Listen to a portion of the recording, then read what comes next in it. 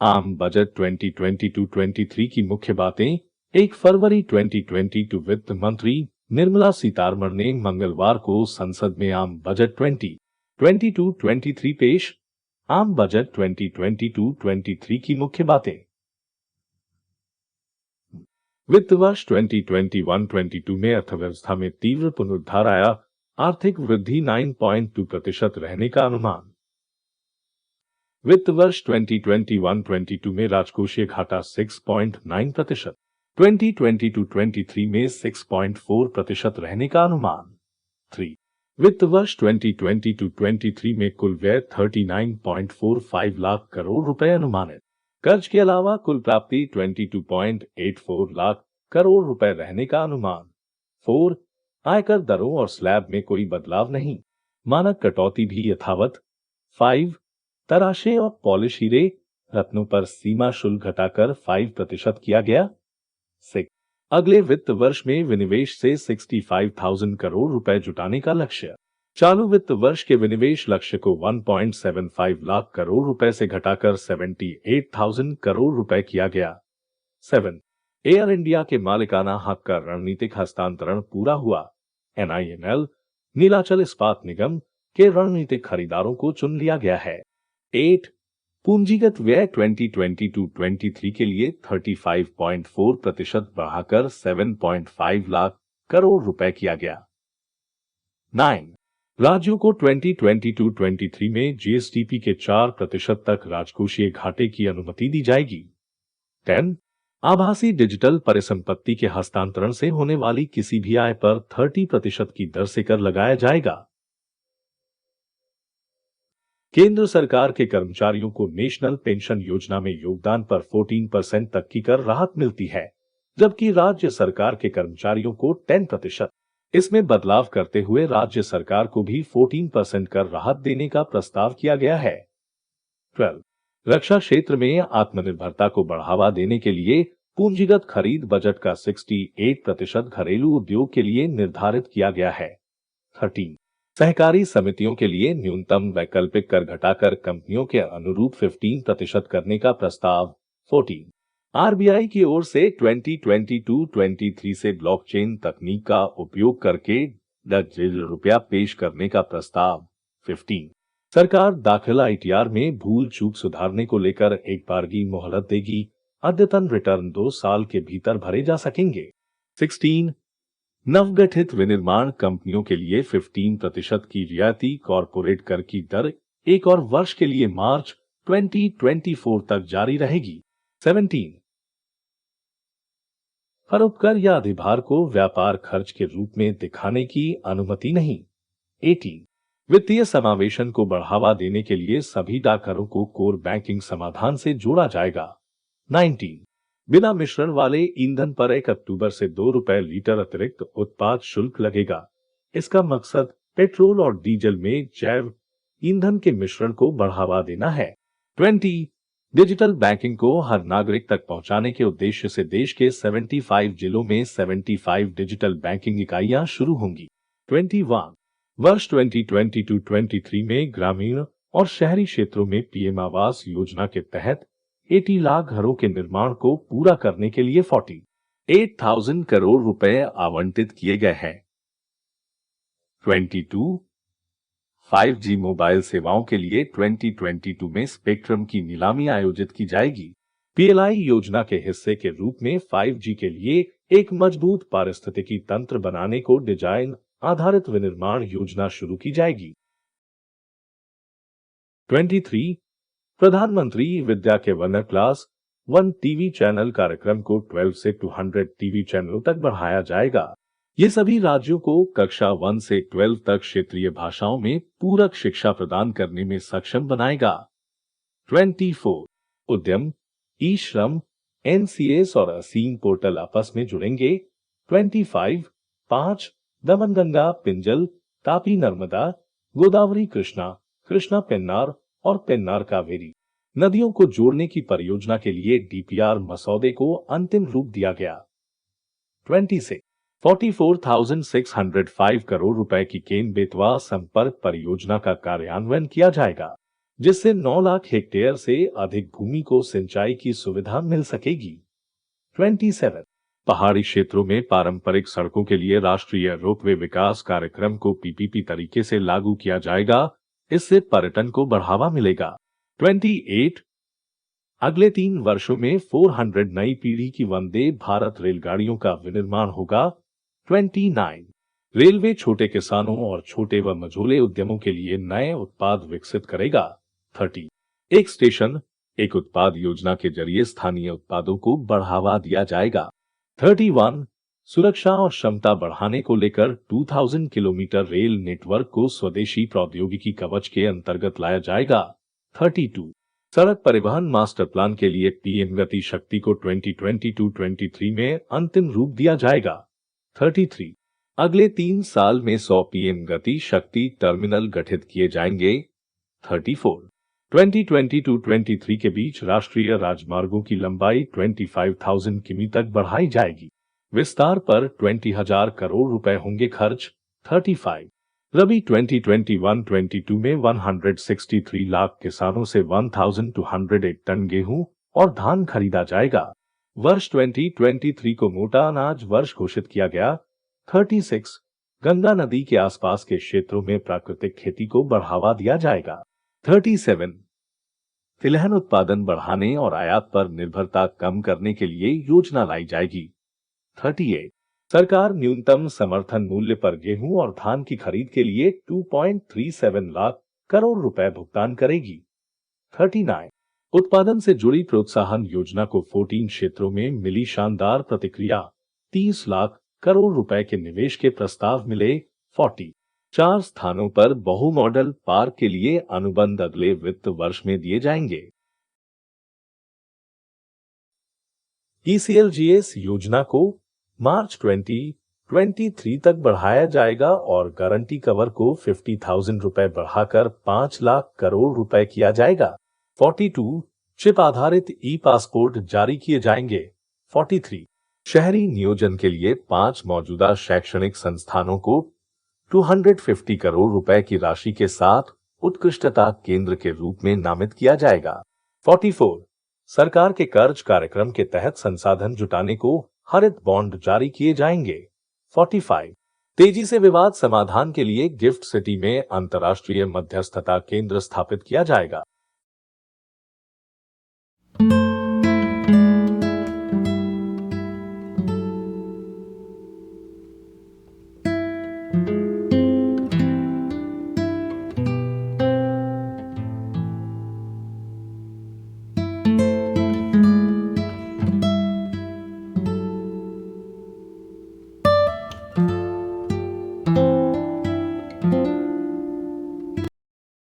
Budget और संवैधानिक प्रावधान से जुड़े कुछ महत्वपूर्ण तथ्य। केंद्र सरकार प्रति वर्ष अपने कार्यकाल का वार्षिक लेखा जोखा संसद में पेश करती है। इस लेखा जोखा में जहां एक तरफ वह अपनी वार्षिक आमदनी बताती है, वहीं दूसरी तरफ वह अपने एक साल के खर्च का पूरा उल्लेख करती है। संविधान के अनुच्छेद 112 के अनुसार एक वर्ष के केंद्रीय बजट को वार्षिक वित्तीय विवरण एनुअल फाइनेंशियल स्टेटमेंट कहा जाता है। यह एक वित्तीय वर्ष में सरकार की अनुमानित प्राप्तियों और व्यय का विवरण है, जो चालू वर्ष के 1 अप्रैल को शुरू होता है और अगले वर्ष के 31 मार्च को समाप्त होता है। वित्त मंत्रालय में आर्थिक मामलों के विभाग का बजट प्रभाग बजट तैयार करने के लिए जिम्मेदार नोडल निकाय है। स्वतंत्र भारत का पहला बजट 1947 में पेश किया गया था। केंद्रीय बजट 2022-23 के मुख्य बिंदु इस प्रकार हैं। हाइलाइट्स यूनियन बजट 2022-23 वित्त वर्ष 2021-22 में देश की आर्थिक विकास दर 9.27% रहने का अनुमान है और अर्थव्यवस्था को पटरी पर लाने के लिए सरकार के प्रयासों का नतीजा देखने को मिल रहा है। देश में 25,000 किलोमीटर का हाईवे विकसित होगा। देश की 5 बड़ी नदियों को जोड़ने की योजना है। इस बार के बजट में अगले 25 साल के लिए ब्लूप्रिंट पेश किया जा रहा है। देश में आर्थिक रिकवरी को मजबूत करने पर फोकस किया जा रहा है। पीएम गति शक्ति ने विकास के 4 स्तंभों में से एक की योजना बनाई है। FY 2022-23 में 25,000 किमी राष्ट्रीय राजमार्ग बनाए जाएंगे। अगले 3 वर्षों में यात्रियों के लिए उच्च दक्षता और बेहतर सुविधाओं वाली 400 नई पीढ़ी की वंदे भारत ट्रेनें विकसित की जाएंगी। सुरक्षा और क्षमता वृद्धि के लिए 2000 किलोमीटर से अधिक रेल नेटवर्क को स्वदेशी विश्व स्तरीय प्रौद्योगिकी कवच के तहत लाया जाएगा। 7 फोकस क्षेत्र, पीएम गति शक्ति, समावेशी विकास, उत्पादकता वृद्धि, सूर्योदय के अवसर, ऊर्जा संक्रमण, जलवायु कार्रवाई और निवेश का वित्त पोषण। Development, productivity enhancement, sunrise opportunities, energy transition, climate action and financing of investment. यह केंद्रीय बजट अगले 25 वर्षों के अमरत काल की नींव रखने और अर्थव्यवस्था का खाका देने का प्रयास करेगा। भारत को 75 से 100 पर 14 क्षेत्रों में 60 लाख नई नौकरियां पैदा करने की क्षमता और 30 लाख करोड़ रुपए के अतिरिक्त नए उत्पादन के साथ उत्पादन से जुड़ी प्रोत्साहन योजनाएं।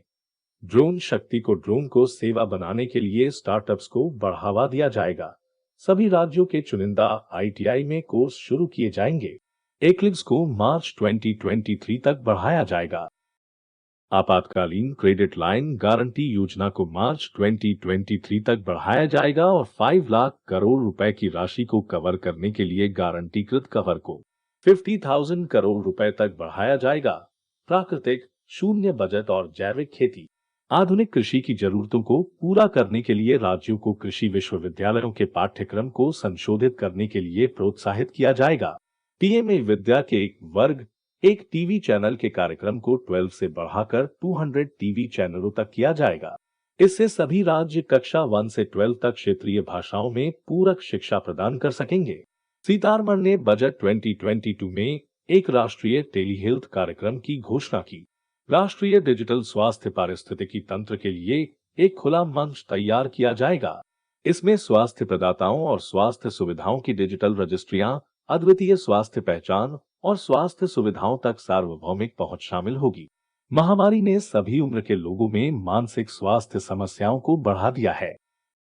रबी सीजन 2021-22 में गेहूं की खरीद और खरीफ सीजन 2021-22 में धान की अनुमानित खरीद में 163 लाख किसानों से 1,208 लाख मीट्रिक टन गेहूं और धान शामिल होगा और 2.37 लाख करोड़ रुपए का एमएसपी मूल्य का सीधा भुगतान होगा। केन बेतवा नदी जोड़ो परियोजना की 44,605 करोड़ रुपए की घोषणा पूंजीगत वस्तुओं के कारोबारियों के लिए फायदेमंद होगी। सरकार लगातार डिजिटल बैंकिंग को बढ़ावा दे रही है। आगे बढ़ते हुए 75 जिलों में 75 डिजिटल बैंकिंग इकाइयां स्थापित की जाएंगी। नॉर्थ ईस्ट के लिए पीएम मोदी की विकास पहल को नॉर्थ ईस्टर्न काउंसिल द्वारा लागू किया जाएगा। यह युवाओं और महिलाओं के लिए आजीविका गतिविधियों को सक्षम करेगा। यह योजना मौजूदा केंद्र या राज्य की योजनाओं का विकल्प नहीं है। नागरिकों के लिए इसे आसान बनाने के लिए 2022-23 में ई पासपोर्ट जारी करना शुरू किया जाएगा। ईज ऑफ बिजनेस 2.0 लॉन्च होगा। फसल मूल्यांकन, भूमि अभिलेखों के डिजिटलीकरण, कीटनाशकों और पोषक तत्वों के छिड़काव के लिए ड्रोन के उपयोग को बढ़ावा देना। कृषि और ग्रामीण उद्यम के लिए स्टार्टअप को वित्त पोषित करने के लिए नाबार्ड के माध्यम से सहायता की जाने वाली निधि जो कृषि उपज मूल्य श्रृंखला के लिए प्रासंगिक है। 2022-23 में पीएम आवास योजना के चिन्हित लाभार्थियों के लिए 80 लाख घरों का निर्माण पूरा किया जाएगा। ग्रामीण और शहरी क्षेत्रों में 60,000 घरों को पीएम आवास योजना के लाभार्थियों के रूप में चिन्हित किया जाएगा। 3.8 करोड़ घरों में नल का पानी उपलब्ध कराने के लिए 60,000 करोड़ रुपए आवंटित किए गए हैं। किफायती आवास योजना के लिए 2022-23 में 80 लाख घरों की पहचान की जाएगी। वित्त वर्ष 22-23 के भीतर सेवाओं के शुभारंभ को सक्षम करने के लिए कैलेंडर 2022 में 5G स्पेक्ट्रम की नीलामी की जाएगी। एनिमेशन, विजुअल इफेक्ट्स, गेमिंग और कॉमिक्स सेक्टर में युवाओं को रोजगार देने की अपार संभावनाएं हैं। सभी हितधारकों के साथ एक एवीजीसी प्रमोशन टास्क फोर्स का गठन किया जाएगा जो इसे महसूस करने के तरीकों की सिफारिश करेगी और हमारे बाजारों और वैश्विक मांग की सेवा के लिए घरेलू क्षमता का निर्माण करेगी। रक्षा के लिए पूंजी खरीद बजट का 68% आत्मनिर्भरता को बढ़ावा देने और आयात पर निर्भरता को कम करने के लिए घरेलू उद्योग के लिए निर्धारित किया जाएगा। यह पिछले वित्त वर्ष के 58% से अधिक है। रक्षा अनुसंधान एवं विकास बजट का 25% रक्षा अनुसंधान एवं विकास उद्योग, स्टार्टअप और शिक्षा के लिए खोला जाएगा। उद्यमों और केंद्रों के विकास के लिए विशेष आर्थिक क्षेत्र अधिनियम को नए कानून से बदल दिया जाएगा। ये मौजूदा औद्योगिक परिक्षेत्रों को कवर करेगा और निर्यात की प्रतिस्पर्धात्मकता को बढ़ाएगा। 2022-23 में केंद्र सरकार का प्रभावी पूंजीगत व्यय 10.68 लाख करोड़ रुपए होने का अनुमान है, जो सकल घरेलू उत्पाद का लगभग 4.1% है। 2030 तक 280 गीगावाट स्थापित सौर क्षमता के घरेलू निर्माण की सुविधा के लिए सौर पीवी मॉड्यूल के लिए विनिर्माण इकाइयों को पूरी तरह से एकीकृत करने के लिए प्राथमिकता के साथ उच्च दक्षता वाले मॉड्यूल के निर्माण के लिए प्लाई के लिए 19,500 करोड़ रुपए का अतिरिक्त आवंटन किया जाएगा। से आरबीआई द्वारा डिजिटल रुपया ब्लॉकचेन और अन्य तकनीकों का उपयोग करके जारी किया जाएगा। इससे अर्थव्यवस्था को बड़ा बढ़ावा मिलेगा।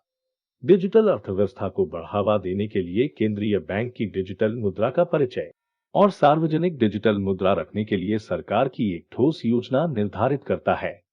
FY 2022-23 के लिए अर्थव्यवस्था में समग्र निवेश को प्रेरित करने में राज्यों की सहायता के लिए 1 लाख करोड़ रुपए का आवंटन किया गया है।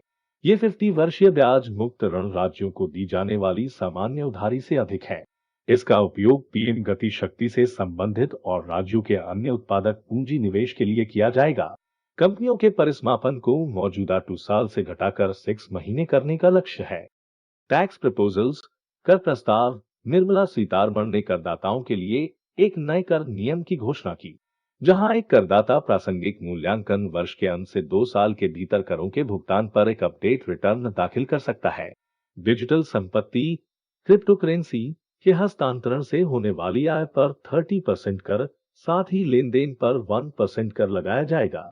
वित्त मंत्री निर्मला सीतारमण बताया कि कॉरपोरेट सरचार्ज 12% से घटाकर 7% किया जाएगा। स्टार्टअप के लिए मौजूदा कर लाभ, जिन्हें लगातार 3 वर्षों के लिए करों के छूट की पेशकश की गई थी, को 1 और वर्ष के लिए बढ़ाया जाएगा। वित्त मंत्री ने कहा कि लॉन्ग टर्म कैपिटल गेन से होने वाली आय पर 15% टैक्स लगेगा। जनवरी 2022 के महीने के लिए सकल जीएसटी कलेक्शन 1,40,986 करोड़ रुपए है, जो कर की शुरुआत के बाद से सबसे अधिक है। इलेक्ट्रॉनिक्स निर्माण, वेयरेबल्स और हेयरेबल्स डिवाइसेज को बढ़ावा देने के लिए ड्यूटी में छूट दी जा रही है। कैमरा मॉड्यूल आदि सहित मोबाइल फोन के पुर्जों के लिए शुल्क रियायतें। पॉलिश किए गए हीरे रत्नों पर सीमा शुल्क में 5% की कटौती की गई। सिंपल सावन डायमंड्स को छूट दी जाएगी। ई कॉमर्स के जरिए आभूषणों के निर्यात को सुगम बनाने के लिए इस साल जून तक सरलीकृत नियम लागू कर दिए जाएंगे। एनपीएस में नियोक्ता के योगदान के लिए कटौती केंद्र सरकार के कर्मचारियों के बराबर राज्य सरकार के कर्मचारियों के लिए पहले के 10% से बढ़कर 14% हो गई। सहकारी समितियों के लिए वैकल्पिक न्यूनतम कर में 15% की कटौती की जाएगी। प्रस्ताव सहकारी समितियों पर अधिभार को घटाकर 7% कर देगा, जिनकी आय 1 करोड़ रुपए से 10 करोड़ रुपए के बीच है। कुछ कृषि उत्पादों, रसायनों, दवाओं आदि पर 350 से अधिक छूटों को चरणबद्ध तरीके से समाप्त किया जाएगा। पूंजीगत वस्तुओं पर रियायती सीमा शुल्क चरणबद्ध तरीके से समाप्त किया जाएगा। 7.5% की प्रारंभिक दर लागू की जाएगी। अनब्लेंडेड फ्यूल पर अक्टूबर 2022 से ₹2 प्रति लीटर का अतिरिक्त शुल्क लगेगा। वित्त मंत्री ने गैर सूचीबद्ध शेयरों पर अधिभार 28.5% से घटाकर 23% करने की घोषणा की। घाटा व्यय, डेफिसिट एक्सपेंडिचर 2025-26 तक सकल घरेलू उत्पाद के 4.5% के राजकोषीय घाटे का प्रस्ताव 2022-23 में सकल घरेलू उत्पाद का 6.4% राजकोषीय घाटे का अनुमान सकल घरेलू उत्पाद के 6.9% पर 2021-22 के लिए संशोधित राजकोषीय घाटा 2022-23 में कुल खर्च 39.45 ट्रिलियन रुपए देखा जा सकता है। वित्त वर्ष 2030 में राज्यों को सकल घरेलू उत्पाद में 4% राजकोषीय घाटे की अनुमति दी जाएगी। राज्यों को आवंटित सामान्य उधारी के अतिरिक्त 50 वर्षीय ब्याज मुक्त रन 2022-23 में 1 ट्रिलियन रुपए पूंजी निवेश परिव्यय के लिए राज्यों को वित्तीय सहायता की योजना। फाइनेंशियल इंक्लूजन, वित्तीय समावेशन, 1.5 लाख डाकघरों को 100% कोर बैंकिंग सिस्टम पर लाया जाएगा, जिससे वित्तीय समावेशन और net banking, mobile banking, ATM के माध्यम से खातों तक पहुंच और डाकघर खातों और बैंक खातों के बीच धन का ऑनलाइन हस्तांतरण भी उपलब्ध होगा। यह विशेष रूप से ग्रामीण क्षेत्रों में किसानों और वरिष्ठ नागरिकों के लिए सहायक होगा, जिससे अंतर संचालन और वित्तीय समावेशन सक्षम होगा। वित्त वर्ष 2023 के लिए राजकोषीय घाटा लक्ष्य 6.4% निर्धारित। Fiscal deficit target set at 6.4% for FY23। FY23 कुल खर्च 39.45 लाख करोड़ रुपए देखा गया। उधार के अलावा कुल प्राप्तियां 22.84 लाख करोड़ रुपए देखी गई। वित्त वर्ष 2012 में संशोधित राजकोषीय घाटा सकल घरेलू उत्पाद का 6.9% था, जबकि बजट अनुमानों में यह 6.8% था। वित्त वर्ष 2013 के लिए राजकोषीय घाटे का लक्ष्य 6.4% निर्धारित किया गया है। राष्ट्रीय टेली हेल्थ कार्यक्रम, national tele health programme. Sitharaman ने बजट 2022 में एक राष्ट्रीय टेली हेल्थ कार्यक्रम की घोषणा की। राष्ट्रीय डिजिटल स्वास्थ्य पारिस्थितिकी तंत्र के लिए एक खुला मंच तैयार किया जाएगा। इसमें स्वास्थ्य प्रदाताओं और स्वास्थ्य सुविधाओं की डिजिटल रजिस्ट्रियां, अद्वितीय स्वास्थ्य पहचान और स्वास्थ्य सुविधाओं तक सार्वभौमिक पहुंच शामिल होगी। महामारी ने सभी उम्र के लोगों में मानसिक स्वास्थ्य समस्याओं को बढ़ा दिया है। शिक्षा क्षेत्र, एजुकेशन सेक्टर, प्राकृतिक, शून्य बजट और जैविक खेती। आधुनिक कृषि की जरूरतों को पूरा करने के लिए राज्यों को कृषि विश्वविद्यालयों के पाठ्यक्रम को संशोधित करने के लिए प्रोत्साहित किया जाएगा। पीएमई विद्या के एक वर्ग, एक टीवी चैनल के कार्यक्रम को 12 से बढ़ाकर 200 टीवी चैनलों तक किया जाएगा। इससे सभी राज्य कक्षा 1 से 12 तक क्षेत्रीय भाषाओं में पूरक शिक्षा प्रदान कर सकेंगे। भारतीय रेल, इंडियन रेलवेज, पीएम गति शक्ति ने विकास के 4 स्तंभों में से एक की योजना बनाई है। 2022-23 में 25,000 किमी राष्ट्रीय राजमार्ग बनाए जाएंगे। अगले 3 वर्षों में यात्रियों के लिए उच्च दक्षता और बेहतर सुविधाओं वाली 400 नई पीढ़ी की वंदे भारत ट्रेनें विकसित की जाएंगी। सुरक्षा और क्षमता वृद्धि के लिए 2000 किलोमीटर से अधिक रेल नेटवर्क को स्वदेशी विश्व स्तरीय प्रौद्योगिकी कवच के तहत लाया जाएगा। भारतीय किसान, इंडियाज फार्मर्स। रबी सीजन 2021-22 में गेहूं की खरीद और खरीफ सीजन 2021-22 में धान की अनुमानित खरीद में 163 लाख किसानों से 1208 लाख मीट्रिक टन गेहूं और धान शामिल होगा और 2.37 लाख करोड़ रुपए का एमएसपी मूल्य का सीधा भुगतान होगा। भारत में रासायनिक मुक्त प्राकृतिक खेती को बढ़ावा दिया जाएगा। फसल मूल्यांकन, भूमि अभिलेखों के डिजिटलीकरण, कीटनाशकों और पोषक तत्वों के छिड़काव के लिए ड्रोन के उपयोग को बढ़ावा देना। कृषि और ग्रामीण उद्यम के लिए स्टार्टअप को वित्त पोषित करने के लिए नाबार्ड के माध्यम से सहायता की जाने वाली निधि जो कृषि उपज मूल्य श्रृंखला के लिए प्रासंगिक है। Infrastructure PM Awas Yojana. Infrastructure PM Awas Yojana 2022-23 में पीएम आवास योजना के चिन्हित लाभार्थियों के लिए 80 लाख घरों का निर्माण पूरा किया जाएगा। ग्रामीण और शहरी क्षेत्रों में 60,000 घरों को पीएम आवास योजना के लाभार्थियों के रूप में चिन्हित किया जाएगा। 3.8 करोड़ घरों में नल का पानी उपलब्ध कराने के लिए 60,000 करोड़ रुपए आवंटित किए गए हैं। किफायती आवास योजना के लिए 2022-23 में 80 लाख घरों की पहचान की जाएगी। रक्षा, डिफेंस। रक्षा के लिए पूंजी खरीद बजट का 68% आत्मनिर्भरता को बढ़ावा देने और आयात पर निर्भरता को कम करने के लिए घरेलू उद्योग के लिए निर्धारित किया जाएगा। यह पिछले वित्त वर्ष के 58% से अधिक है। रक्षा अनुसंधान एवं विकास बजट का 25% रक्षा अनुसंधान एवं विकास उद्योग, स्टार्टअप और शिक्षा के लिए खोला जाएगा।